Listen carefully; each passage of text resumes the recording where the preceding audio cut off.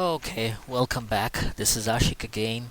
Um, I am going to try to explain how the accounting equation that we have learned about. Let me use another ink to make it a little bit colorful. So, assets equals liabilities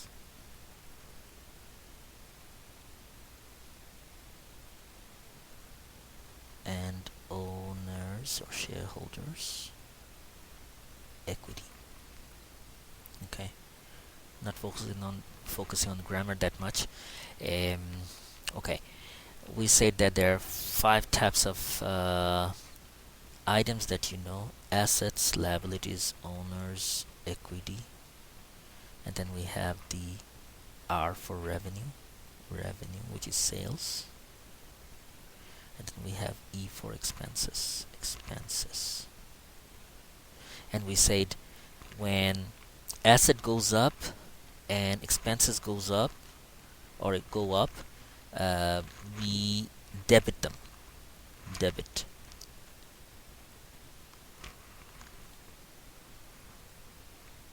Debit.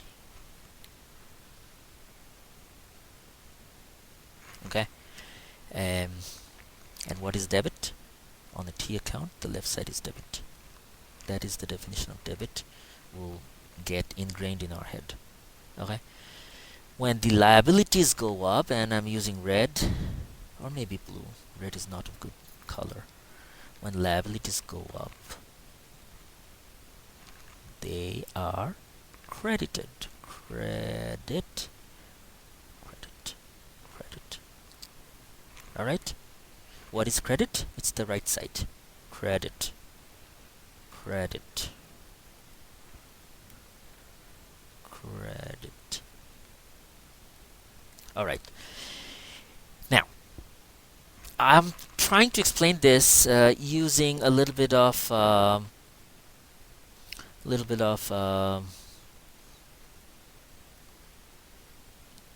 algebra, because I come from the engineering background, and algebra is something that is kind of the basis of everything. So when I introduced this accounting equation to you, assets equals liabilities and owners equity, not only it was on a conceptual basis, but also it is proved algebraically. So I'm going to try to show you how it works. So the key point I'm trying to make is how the assets and expenses behave the same way, and hopefully this will help you. Those of you who have already figured it out in your own way and would not like to get confused, you can stop at this point and say, hey, I don't want to learn this. I have figured out how this works, and I'm not going to confuse myself. You can do so. Okay, this is just for my understanding because I found it really helpful. There's nothing complex about assets and liabilities, right? Assets are always debited when they go up, liabilities always credited when they go up. The problem arises with the other three items: owner's equity, revenues, and expenses, right? I'm going to explain how this works. The owner's equity, and you'll see this can be broken down into common shares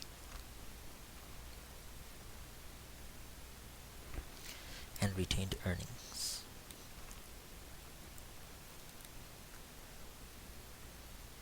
Retained earnings. Earnings.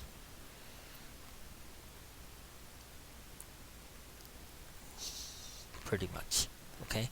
It's a simplification, but we'll go with this simple idea. Okay. So how much common shares the company has, how much retained earning they have from previous year, plus the income minus the expenses, that will give the ending retained earning. Okay, which brings us to the point that we can further break the retained earning down into net income that you get from the bottom of your income statement, and deduct the dividends. Dividends. I hope this is making sense so far. Okay, and these signs are very, very important. The net income. How do you define the net income? Chapter 4 elaborates a lot on that. Is basically revenue. Let's call it revenues minus expenses. Check this out. Expenses. Expenses. Right? What do we have here? Go back and say assets equals liabilities plus all these guys right here. Right? Check this out. The expenses and the dividend. This is also a kind of expense, but you have it in the statement of retained earning. These two guys are deducted from the right side, right? If you put these two guys on the other side, you have what? Assets plus dividends plus expenses. Right? And then on the right side, what you have the liabilities. Liabilities. You have the common shares. Common shares. I'm kind of making a boundary here. Shares. What else is left? You have revenues.